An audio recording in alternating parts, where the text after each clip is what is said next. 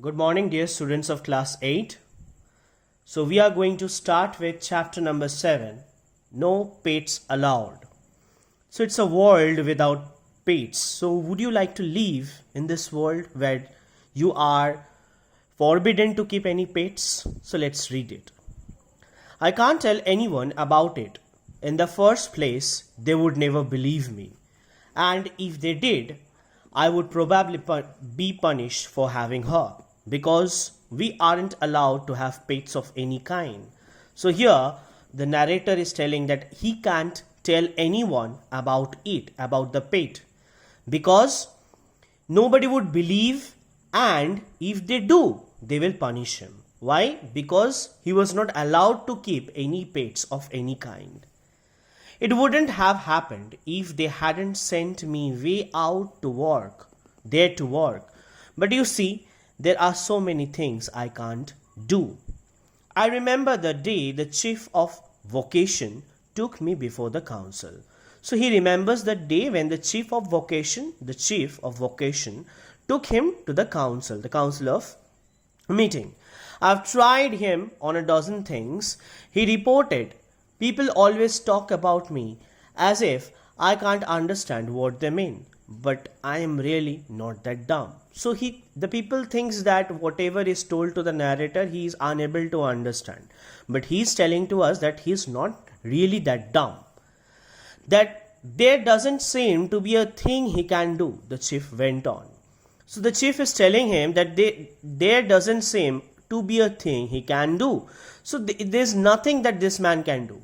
Actually, his intelligence seems to be no greater than that which we believe our ancestors had back in the 20th century. So he was being flattered by the chief of vocation. The chief of vocation was telling him that his intelligence was much like the ancestors back in the 20th century. As bad as that, observed one of the council ministers. You do have a problem, but we find something for him to do, said another. We can't have an idle person in the states. It's unthinkable. So he was taken there to do some work. He was to be given some work. Narrator was to be given some work. But what? Asked the chief. He's utterly incapable of running any of the missions. I have tried to teach him. The only things he can do are already being done much better by robots. So the only thing that he can do is to run machines, but that also even after trying hundreds of times he will learn it, but other works are done by the robots, which this man is not needed to do. There was a long silence, broken at last by one little old council member. I have it, he cried. The very thing. We will make him guard of the treasure. So what was the ultimate work that was given to the narrator? The ultimate work was to guard the treasure. But there's no need of a guard. No one will touch the treasure without permission. We haven't had a dishonest person in the state for more than 3,000 years. So this state where he was to be given the guard of the treasure, that state did not have any dishonest person, and nobody cheated or the other. That's it, exactly. There aren't any dishonest people, so there won't be anything for him to do, but we will have solved the problem of his idleness. So ultimately what?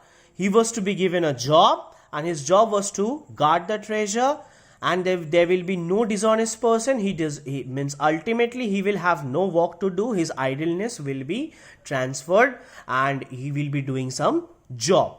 And what was the job? The job was to guard the treasure. It might be a solution, said the chief, at least a temporary one. I suppose we will have to find something else later on, but this will give us time to look for something. So the chief quite agreed for the temporary thing. It was a temporary, not a permanent job that was to be given.